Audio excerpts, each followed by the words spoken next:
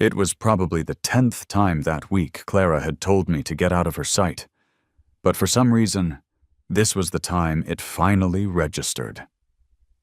A sudden, cold clarity washed over me, and I saw myself for what I was, the annoying side character in her grand campus romance. I was the guy who was always just there, following her around like a devoted dog, constantly getting in the way of her and the man who was so clearly her perfect match, right up until the day they would inevitably get engaged. The future played out in my mind like a movie I'd already seen. The entire group of friends would cast me aside. I'd be left standing alone in a downpour. I'd crash my car, break my leg. The whole tragic cliché.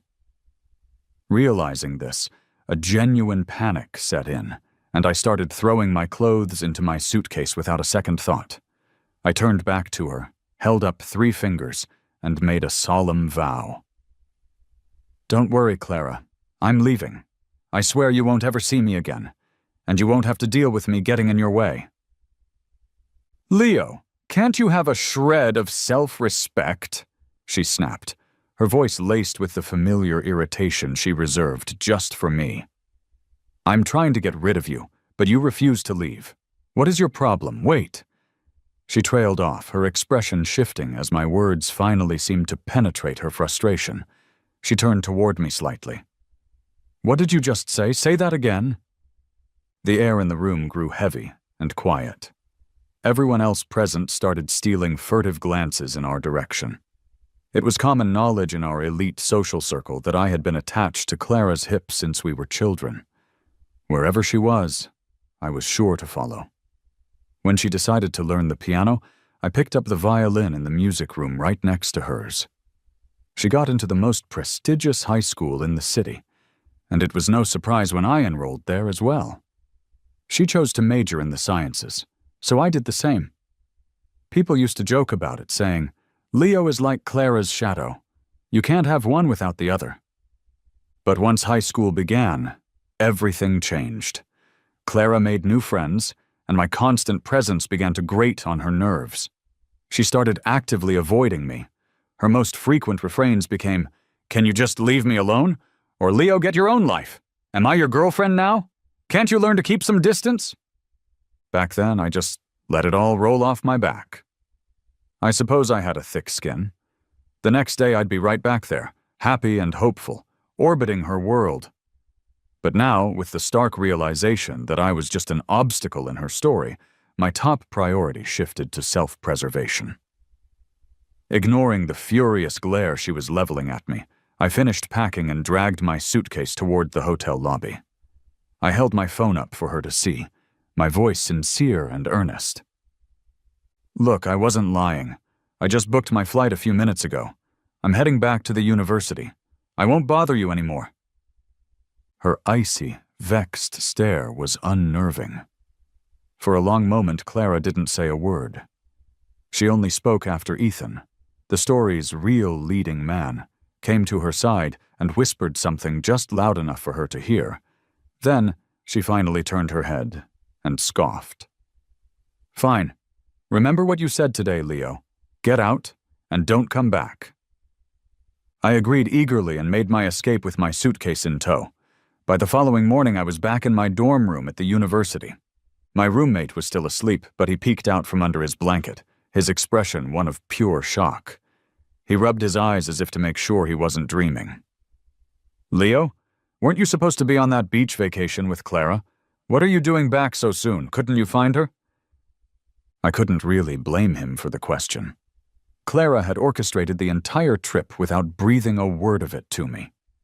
She had recently won a major international math competition and decided to celebrate by taking all her closest friends on vacation. I had only found out about it through the grapevine, and, in a move I now recognized as desperate, I had tagged along uninvited, booking a ticket on the same flight. I had tracked her location through her friends' social media posts and showed up at her hotel. The moment I walked through the door, before I could even get a word out, she had confronted me. "Leo, what on earth are you doing here? I didn't invite you. Are you serious right now? Can you just leave? After I gave my roommate the short version of the story, he scratched his head in confusion. So you just gave up and came back?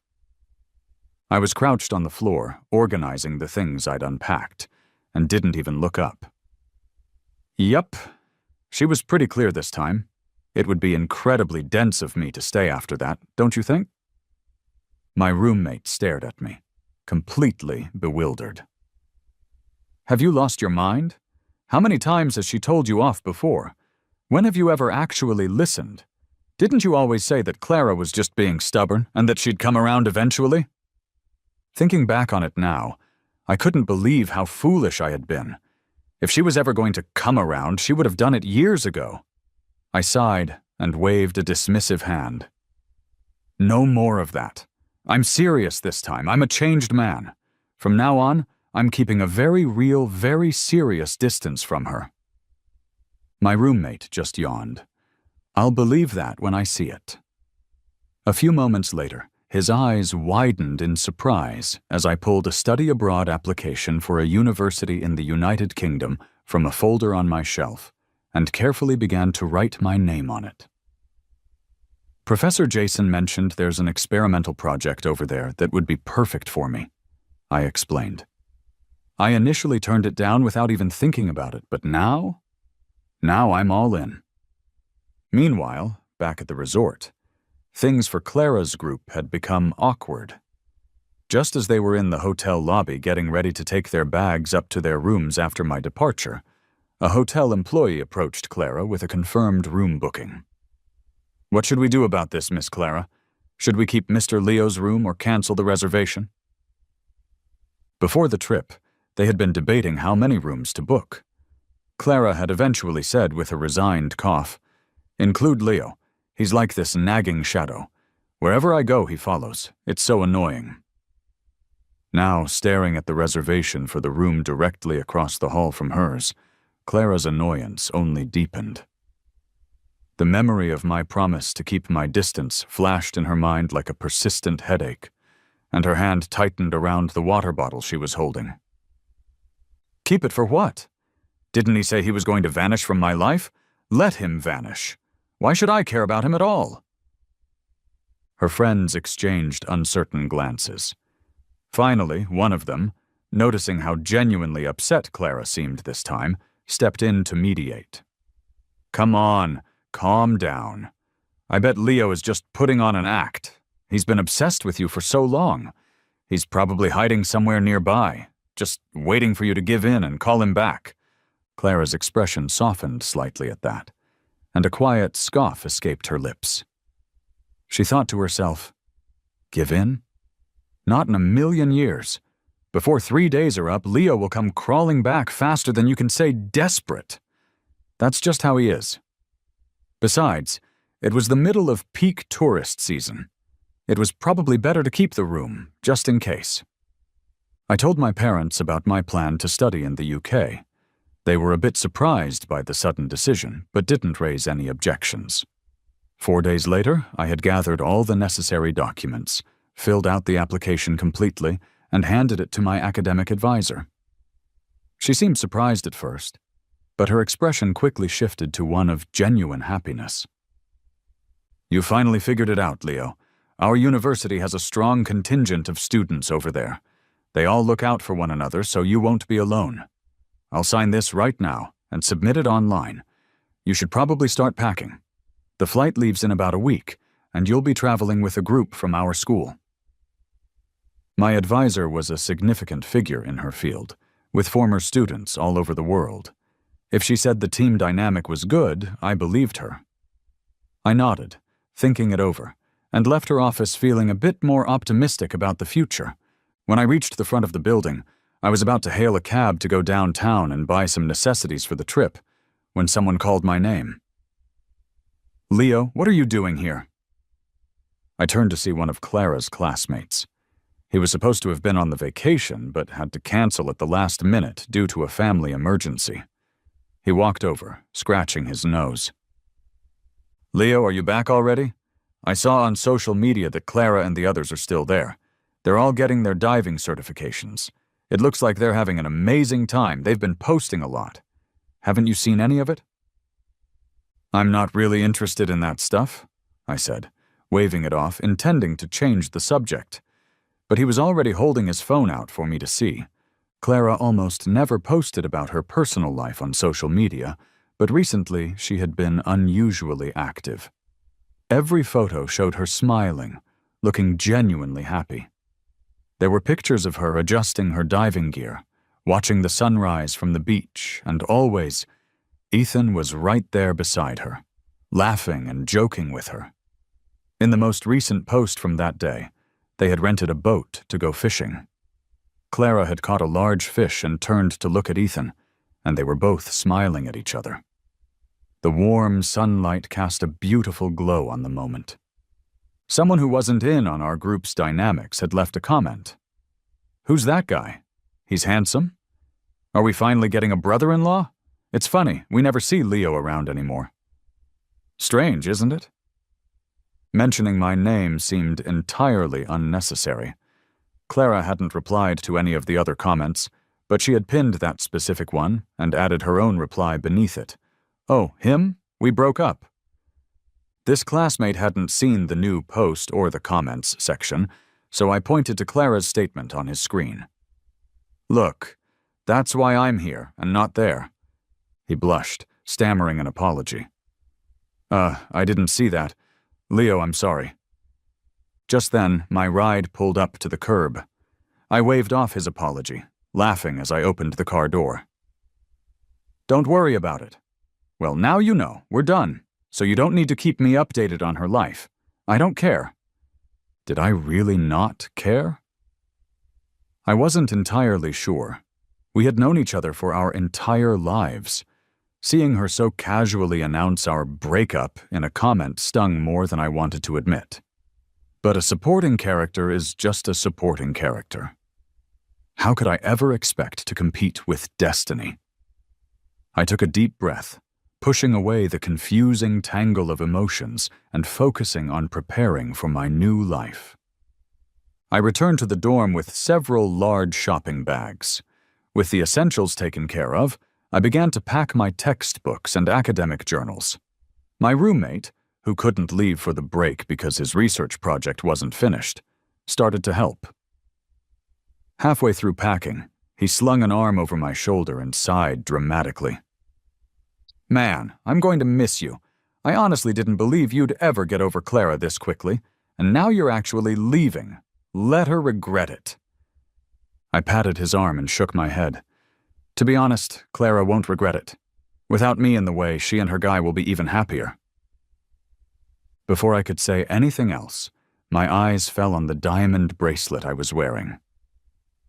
How could I have forgotten about it? Clara's mom had given it to me on the night we graduated from high school.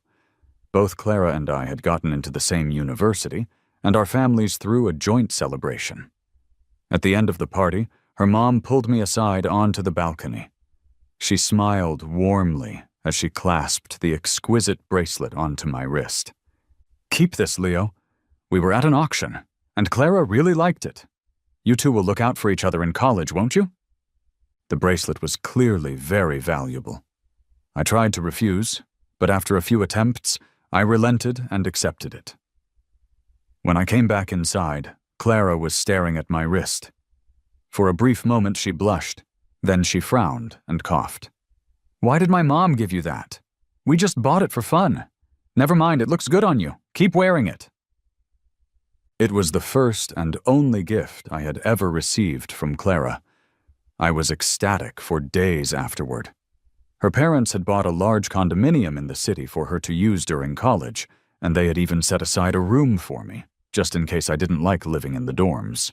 I didn't stay there often, but I couldn't refuse her mom's enthusiastic hospitality, so I ended up leaving some clothes and personal items there.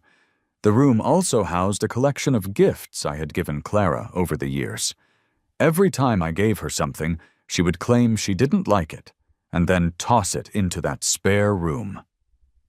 I touched the cool diamonds on my wrist. Now that I was leaving, it was probably time to clear everything out. The next day, I took a taxi to the apartment downtown. Clara hadn't returned from her trip yet, so naturally, no one was home. I still remembered the door code. Clara's mom had specifically given it to me. But when I typed it in, the lock didn't budge.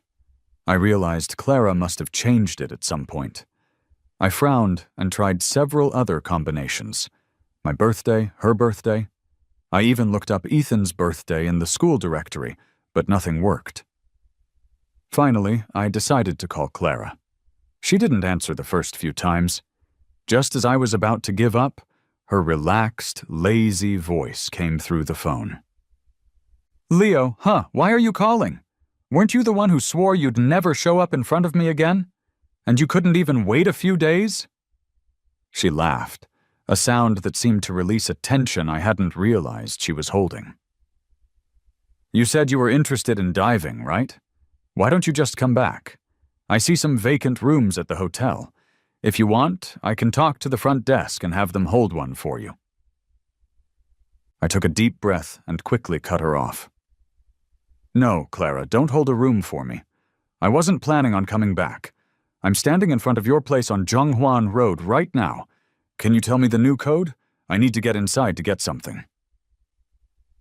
There was a moment of silence on the other end, followed by a distinct clicking sound, like someone lighting a cigarette. So, she was smoking again. I had told her countless times how much I hated the smell, but it never seemed to make a difference to her. In a cold, detached tone, Clara asked, "What for? You don't have much in your room, right? Just a few clothes. What are you doing, preparing to pack up and run away to another country?" My heart skipped a beat. I didn't want Clara to find out about my exchange program just yet. I wanted to tie up all my loose ends quietly, without any unnecessary drama. So I sighed and invented an excuse, denying her surprisingly accurate assumption. "Isn't New Year's Eve next week? I got you a gift. I wanted to put it in the house to surprise you." Every year on New Year's Eve, Clara and I had always been together. Sometimes we celebrated with our families, other times with friends. But no matter what, when the clock struck midnight, we were always facing each other. Not this year, though. My advisor had contacted me. My application for the exchange program had been approved. I was scheduled to leave on New Year's Eve, so at midnight this year, I would probably be on a plane with the other exchange students. The next moment, as if she was letting her guard down, Clara chuckled and gave me the code. 0904. You couldn't guess that? How dumb. It's the date we left for college together. The start of college?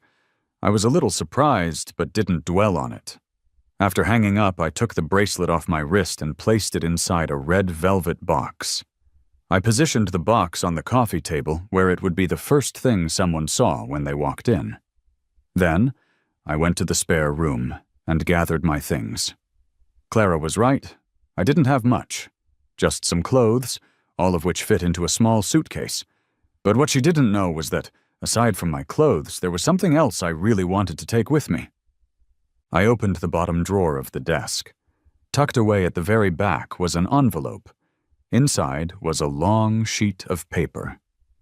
It was a list I wrote every year, detailing all the things I hoped to do with Clara in the future. Attend a massive concert, go bungee jumping, scuba diving, see the auroras, travel the world, climb snowy mountains. There were so many things. Whenever Clara seemed to be in a good mood, I would carefully and casually bring up one of the plans. My thesis is almost done, and the advisor said we don't need to be in the lab all break. I saw a short video about diving recently. It looks fun. Do you want to try it sometime? Clara hadn't replied, too absorbed in typing on her phone, chatting with someone. After a while, she looked up and glanced at me briefly. "What did you say?" "I didn't catch that. Ethan needs me for something. Let's talk later." But over a month passed. Finals came and went, and Clara's math competition results were announced. To celebrate, she booked a trip to Hainan. I thought it was because of what I had said that day. I waited and waited with excited anticipation until her plane took off with all of her friends, and I finally realized I had never been part of the plan. On that trip, people noticed that Clara wasn't her usual self. Even though she was the one who had brought up diving, she seemed completely uninterested, skipping most of the group activities to sit alone by the beach, staring at her phone as if waiting for a message. Someone thought she was preoccupied with schoolwork and asked if she wanted to go back early, but she just shook her head. It was only when I, the person she so often complained about, called her that her mood seemed to lift. After our phone call, she stretched, a wide smile spreading across her face as she looked out at the ocean. I knew he wouldn't last long. Turns out it's for a New Year's gift. How lame. Turning to her friends, she announced a change of plans. We were going to celebrate New Year's on the island and fly back the next day, right? Why don't we go back early and have a party at my place instead? Oh, and Leo hates the smell of smoke, so none of you are allowed to light up. The plane landed on the last day of the year. By the time Clara finally drove into the downtown area, it was already getting dark. Standing outside her apartment door, she suddenly felt her heart begin to race. A confusing mix of thoughts swirled in her mind. Mysterious. Why did he need to set up a surprise so early? She placed one hand on the doorknob and slipped the other into her coat pocket, where she had a gift she had brought back from Hainan for him. Taking a deep breath, she tried to calm her nerves. This was the first time she had been away from Leo for such a long time, and she wasn't quite used to the feeling. He should be inside the apartment by now. He was probably in a bad mood since he didn't get to go diving. She planned to comfort him with a few kind words and then give him the gift. Hopefully, he would go back to being carefree and happy, the way he used to be. While she was lost in her thoughts, her friends started cheering from behind her. "Open the door, Clara. Didn't you say you were taking us to your place for New Year's? Leo's here, right? We haven't seen him in ages." "Of course," Clara replied, an involuntary smile almost breaking out across her face. "Leo's been in here preparing a surprise gift for the past few days." With a brief pause, she entered the code, and the door swung open. "What's all the noise about? Everyone be quiet." The apartment was empty. Even with 6 or 7 people stepping inside, the huge space still felt vast and vacant. They all stood there, stunned. "Where's Leo? Weren't we supposed to celebrate New Year's together? Where did he go?" someone asked. "Maybe he just stepped out for a minute," Clara said, though her voice lacked conviction. She ignored everyone, her brow furrowed in a tight line as she opened door after door, but there was no one there. Where did Leo go? He had promised. Just as her mood had started to lift, it came crashing back down. Clara picked up her phone, ready to call him, when one of her close friends ran in from the living room, holding the red velvet box. "Clara, check this out! Isn't this the gift from Leo? It was sitting right in the middle of the coffee table with your name on it." It was a beautifully wrapped box with a sticky note on top. On it, in small, neat handwriting, were 3 lines of text. "Clara, take this. Wishing you everything you desire. Wishing me a future that's free. Leo." Clara let out a sigh of relief and managed a small smile. He took this long just for this? So dramatic. She peeled the sticky note off, slipping it into her pocket. Carefully, she opened the box and froze. It was the bracelet, the one she had picked out herself. Back in the summer after their high school graduation, she had watched from behind a doorway as her mother put it on Leo's wrist. So pretty. It suits him so well. She had thought he would wear it forever, but it had only been a few years and he had left it behind. A wave of panic washed over her. Clara looked down at her phone and found Leo's contact, initiating an audio call. Instantly, a red exclamation mark appeared on the screen. "The other party has added you to their blacklist. What a stunning diamond bracelet, someone commented nearby. But why is it a man's bracelet? Did Leo give this to you to give to Ethan? Clara whipped around, pushing the person away. Her eyes were turning red, her lips pressed into a tight, thin line. Her entire body was trembling slightly, as if her emotions were a fragile thing that had just been shattered. Shut up, you're talking nonsense. She borrowed another friend's phone to call Leo again, but the result was the same. The call wouldn't go through. She tried another, and then another, all with the same outcome. It seemed that Leo had blocked her entire group of friends in one single, decisive action. Ethan came over and gently took her wrist, speaking softly. Clara, calm down, okay? Leo has his own things going on. If he's not here, we can still celebrate the new year together, right? Clara pulled her hand away. For the very first time, she felt a sense of resistance toward Ethan's touch. How could it possibly be the same? 1,000 people, 10,000 people could never compare to having Leo here. At the stroke of midnight, they had never once been apart. She stepped back. Her brow furrowed deeply as she scrolled through her phone, desperate to ask someone, anyone, if they knew where he was. Suddenly, a notification from the university's official page popped up. Announcement of students from our school selected for overseas exchange programs. She clicked on it, and her eyes immediately found that familiar name. Our group of students heading to the UK consisted of 5 people. One of them was someone I knew from a long time ago, a classmate from elementary school. I was shocked when I saw her. She had changed so much. Back then, she was short and chubby, always bundled up in a thick down jacket trailing behind me. She would ask the most childish questions. Leo, how do you do long division? What's a multiple? Can you explain it to me? I can't figure out the essay topic. I want to see yours. In the 5th grade, she transferred to a school in another city. I had heard that her parents were leading a national scientific research project and were heading off to complete some top-secret task in a remote location. We lost touch completely, until now. Someone called my name from behind. Leo, long time no see. I turned around slowly. After 10 years, the little girl who used to cling to my backpack, begging me to wait for her, had grown up. She was wearing a dark gray coat and looked to be nearly 6 feet tall. She pulled down her mask, revealing a face as striking as any celebrity's. I'm Sophie, she said. Remember me? Happy New Year, Leo. I was in the theoretical physics department.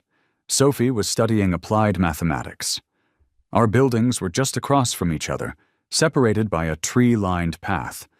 Yet in 3 years of college, our paths had never once crossed. Luckily, we had both signed up for the same exchange program. When I saw the acceptance list, I immediately went to check with your department's office, and it really was you, Sophie said.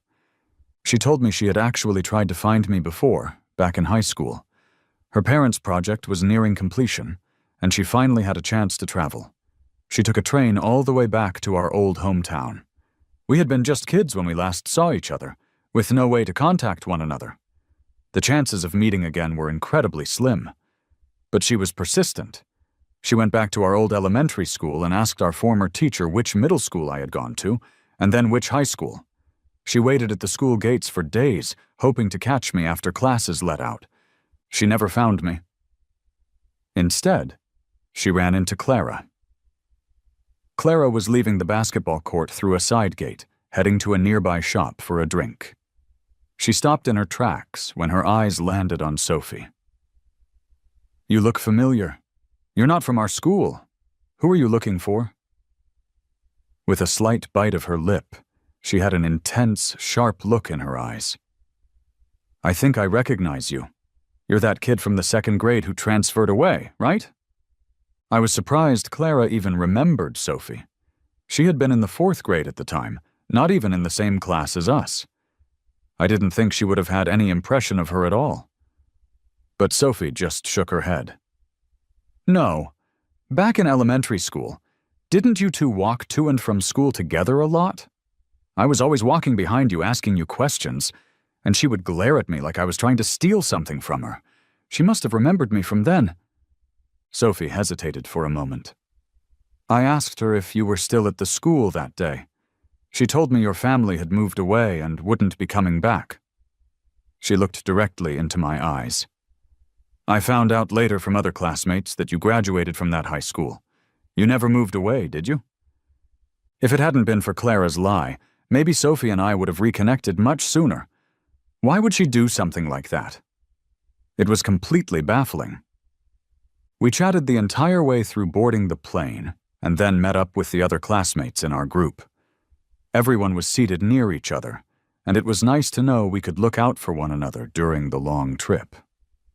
The other students, despite being academic prodigies from various departments, turned out to be surprisingly down-to-earth and cool.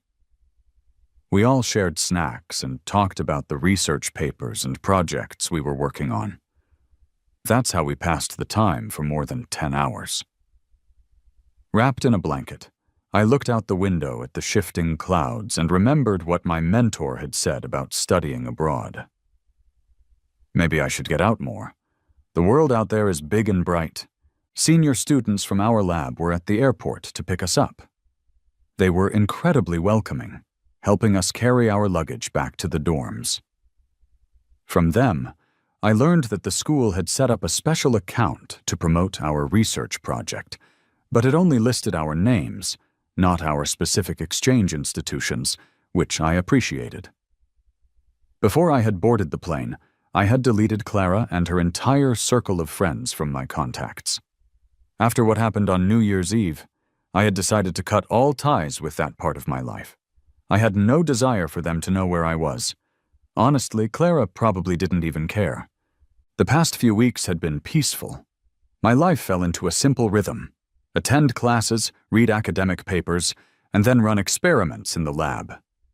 Sophie and I had overlapping research interests, so we often went to the library together to exchange notes on recent papers and conference materials. Sometimes she would bring her laptop over to the lab. She'd type away at her own work while watching me handle the experimental equipment. When the building closed for the night, we would walk back to our respective dorms together. My life started to have a comforting, predictable routine. Occasionally, I would get late-night calls from distant classmates. They would pretend they were just calling to catch up, but it was obvious they were fishing for information. Where I was, what institution I was at, who I was with. We had never been close, our only connection being a few shared courses. It was clear they were calling at someone else's request. I mostly ignored their questions, offering only vague, non-committal answers. Eventually, the calls stopped. I thought everything had finally blown over until a few days ago. After finishing an experiment and having lunch with Sophie, I received a call from an unknown number. It was Clara. In her time zone, it must have been late at night. "Leo, weren't we supposed to spend New Year's together?" Her voice was raspy, as if she'd had a lot to drink, and she sounded disoriented. "I waited for you all night. I looked for you everywhere. Leo, you just left me a bracelet. Are you telling me you want nothing to do with me? Are you just going to throw me away?" I could hear other people in the background. Her friends were all vying for the phone, making sure I could hear them. "Leo, when are you coming back? Why did you get into a fight with Clara and block the rest of us too? I miss your chocolate cake. Clara's been drinking and calling out your name every night. It's been really tough on all of us. Where are you studying? We'll fly out to see you." I remembered the original plot of the story I had woken up in. In that version, her friends had never liked the main character. No matter how hard he tried, gifting them things, cooking for them, learning about their interests, nothing worked. They all adored Ethan. Later, when Clara started dating Ethan, they were afraid the main character would tell her parents, so they tricked him into going to a secluded house and locked him inside. That day, he had a high fever and was struggling to breathe, nearly passing out. With no phone to call for help, he climbed out of a window, but a passing car skidded on the wet road and hit him, crushing his leg. Even if I hadn't personally experienced those horrific events, even if that was just a version of Leo from a parallel world, someone completely unrelated to me, I still felt a wave of nausea reading those words and listening to Clara's friends now. My fingers clenched around my phone. I didn't say a single word. I just hung up. Sophie noticed the dark expression on my face and glanced over at me. "What's wrong?" she asked. I gritted my teeth and snorted. "Clara, that jinx," I hissed. She was taken aback for a moment, and then she smiled slightly. "She's definitely going to find you, Leo. No matter what happens, I'm on your side," she reassured me. And Sophie was right. Clara did show up. For my entire life, I had been the one chasing after her. But this time it seemed different. She was standing at the entrance to the lab, wearing a lightweight coat and a scarf. She was obviously dressed up, but her pale complexion and the gloomy aura around her betrayed her true state. There were dark bruises under her eyes, as if she hadn't slept in days, and she looked noticeably thinner. "Leo," she said, managing a faint smile as she raised her arm to show me several large bags she was carrying. "My mom asked me to bring these for you. She's been busy at home making all sorts of food lately: beef jerky, cake rolls, snowflake crisps, grilled sausages. I tried them, and they're really good. She insisted that I bring some over for you." Clara could be infuriating, but her mother was a different story. She had always been kind to me, ever since we were little kids. When my own parents were busy with work, they would often leave me at Clara's house. She had a room full of toys and games, and her mom always made sure she shared everything with me. Sometimes, when Clara and I would argue, her mom would take my side. "Leo is a boy. Why is a girl like you always fighting with him?" she would scold. "Leo has such a good temper, and you still manage to argue with him." I suppose they both knew I would never go against her mom. Clara had even called her to smooth things over before coming here. Her mom apparently didn't know we had fought. She seemed to think Clara was just visiting me for fun. "Leo, I heard you went on an exchange program. I haven't seen your parents lately. Clara told me that our family's business is mainly domestic, so she might not get many chances to travel abroad. Please show her around and take care of her," she had said over the phone. Before I could even respond, Clara had taken the phone back. "Okay, Mom, don't worry," she had said. I rolled my eyes in frustration. I was genuinely ticked off. To get the ordeal over with, I sped up my pace and started giving her a brisk tour of the campus. "This is the library, the cafeteria, the gym, the art hall." Clara was carrying a heavy load of bags. After a long international flight, she was clearly jet-lagged and exhausted. She struggled to keep up with me, visibly wobbling at times. Trying to make conversation, she said, "This place is really beautiful, Leo." Even though I repeatedly told her to go back to her hotel and get some rest, she just shook her head. "I'm not tired, really. It's okay." The truth was, she was a world away from the person she used to be. Back then, she would have been teasing me about being her little shadow, impossible to shake off. I was getting more annoyed by the second, and didn't want to drag this out any longer. I stopped walking, turned to her, and coldly threw her own words back in her face. "Clara, can't you have some self-respect? Can't you see I'm trying to ask you to leave? Why do you keep tagging along like a shadow?" Her face fell, the color draining from it until it was a grayish white. Her lips quivered, and her fingers clenched and unclenched at her sides. Just as I thought it was over and started to walk away, she rushed forward and grabbed my wrist. "Don't go, Leo, don't go. Please, just listen to me." Clara's voice trembled, and she was using all of her strength to hold on to me. "I'm sorry. While you were away, I did a lot of thinking. I know I messed up. I'm stubborn. I care too much about my pride. I don't respect other people, and I always gave you the cold shoulder. I'm a horrible person. But can you please not give me a death sentence yet? Just give me one more chance. Please? She pulled a velvet box from her coat pocket. When I looked down, I recognized it as the one that held the bracelet I had returned to her. It even had my note still attached. Sandy took a deep breath, trying to force a smile. You left this on New Year's Eve with the note. I've read it so many times. May you achieve your desires, and may I find freedom ahead. But Leo, I like you. If the old Clara had said those words to me, I would have been ecstatic. But now, everything was different. I had grown up, too. I had seen more of the world and met more people. The small, suffocating world I used to live in couldn't contain me anymore. I slowly pulled my hand away from her grasp and shook my head. No, Clara, you've got it all wrong. I wrote that note because I thought you and Ethan were perfect for each other. Besides, I just received an email from the lab here with an offer for a research and work position.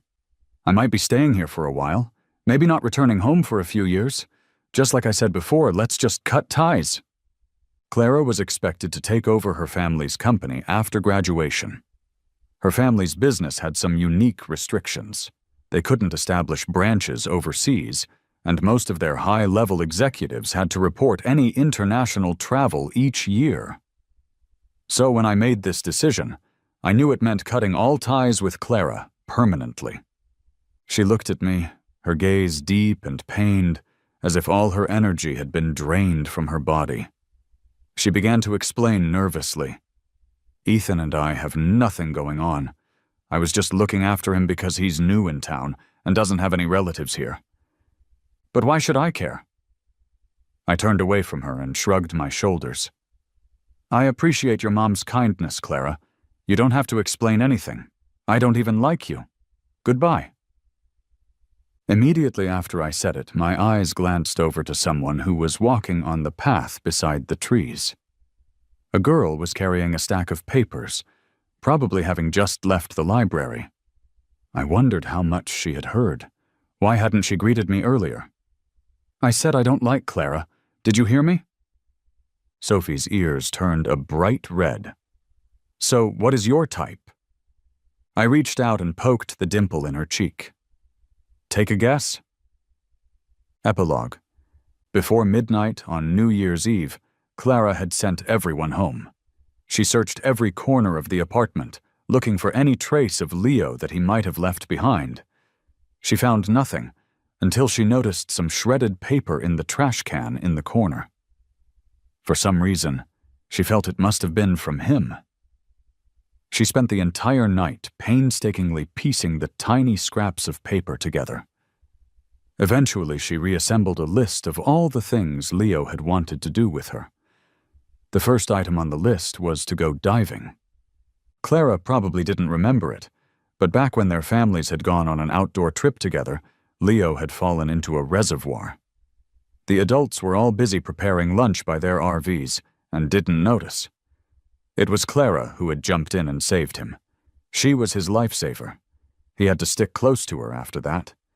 And he had to learn how to swim, so she would see that he wouldn't be such a burden next time. Clara stared blankly at the words. She had no idea that Leo had wanted to go diving because of that incident. She had thought it was just a random suggestion he had made. It felt like she couldn't breathe, a sudden overwhelming weight pressing down on her. She squatted down, picked up her phone, and opened the article on the university's public account again. And there, she unexpectedly saw Sophie's name. Sophie, someone she truly couldn't stand. Clara couldn't quite explain why.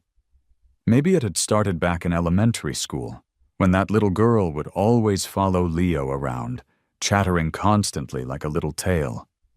She had finally transferred schools, getting away from her, but she still came back, looking for him.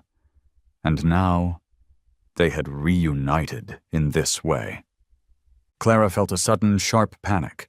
The thought unconsciously formed in her mind. During his time abroad, would Leo develop feelings for Sophie? Would he forget about her?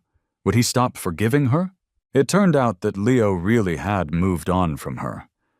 The house code was still 0904. It was supposed to be for the first day of college, but it was actually the date of the first time they had ever flown on a plane together, alone. Clara never changed the code. She couldn't say if she was waiting for Leo to come back, but he never returned to that home. After graduating, she joined her family's business. Getting involved in the day-to-day operations, she lost any chance to ever reach out to him again. Over the years, she felt herself growing dull and numb. Even her old friends drifted away. Many of them had relied on their family businesses, and after losing that support, they faced a steep decline. Some came from spoiled backgrounds and took dangerous paths to try to maintain their lavish lifestyles, only to end up behind bars. Some were used as pawns by their families, traded off to rivals to buy time, and faced even worse fates. And others simply sank into oblivion after their families' companies went bankrupt, living day by day without any hope. As for Ethan, he married a woman 14 years his senior, wealthy but reckless. She heard he didn't mind her lifestyle, but Clara didn't care about any of it. She focused only on her work. In her spare time, she would pick tasks from Leo's shredded list and complete them on her own. She went to a concert alone, went skydiving, even tried bungee jumping. When she saw the news of Leo and Sophie's engagement in the alumni group chat, Clara was on a snow-covered mountain. She kept looking at their photo, zooming in and out 1,000,000 times until both her eyes and her chest ached with a pain she couldn't name. Still, she couldn't figure it out. How had things gotten to this point? The snow was falling hard that day, and the wind howled. Someone rushed past her, and she heard staff members shouting about an avalanche warning, urging everyone to evacuate immediately. She got up, then sat back down. Forget it, she thought. Let the story end here. Clara closed her eyes. As the snow began to collapse with a thunderous roar, she stretched out her arms, pretending to embrace the Leo from years ago, the one who once had eyes only for her.